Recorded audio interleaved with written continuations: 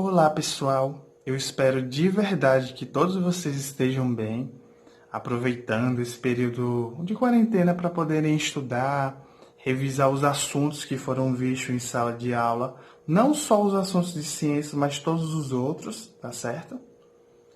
Atualmente, nós estamos vivendo um período que é inédito no mundo. Ninguém esperava por isso.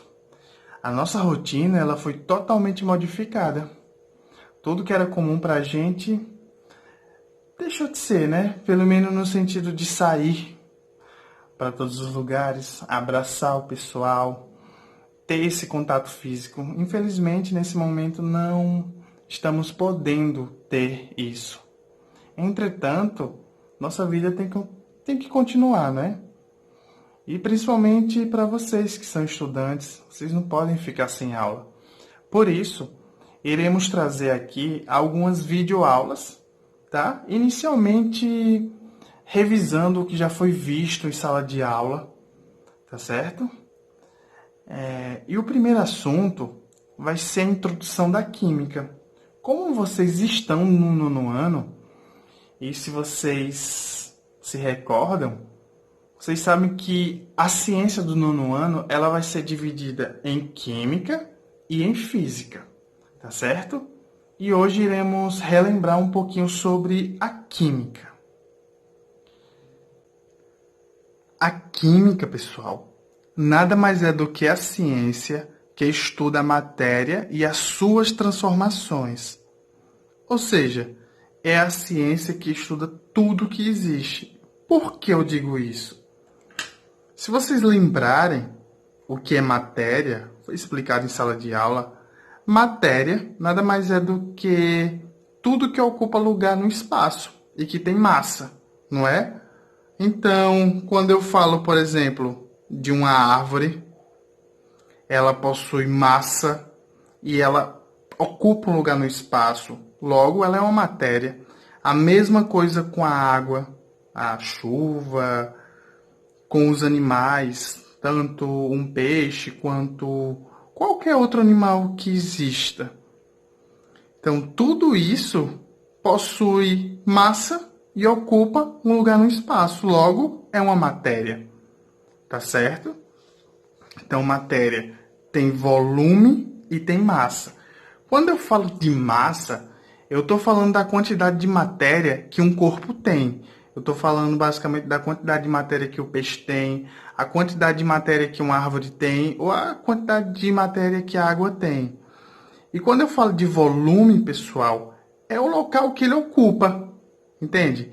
Então, é o local que ele está ocupando. O peixe ocupa um lugar menor do que a árvore, normalmente.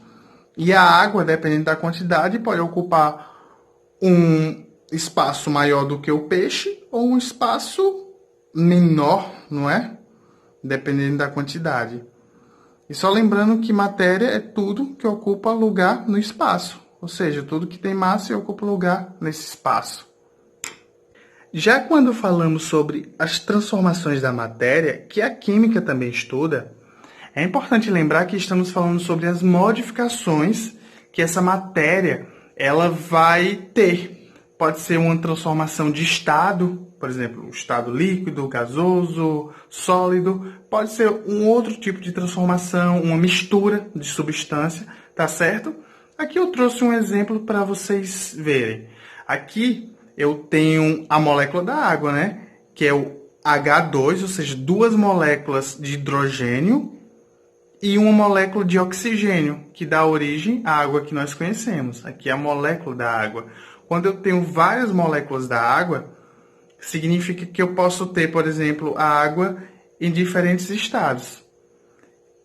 Um exemplo aqui. Eu tenho a água no estado sólido.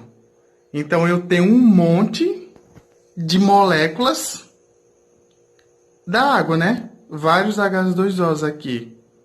Só que você vai ver que essas moléculas elas estão bem unidas.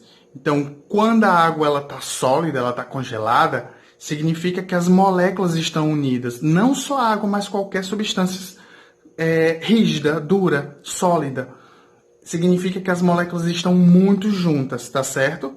Já quando eu tenho alguma substância, seja água ou qualquer outra coisa, no estado líquido, significa que as moléculas elas estão juntas, estão próximas, só que ao mesmo tempo nem todas. Algumas estão um pouco mais distantes. Elas sim estão próximas, mas nem todas estão coladas.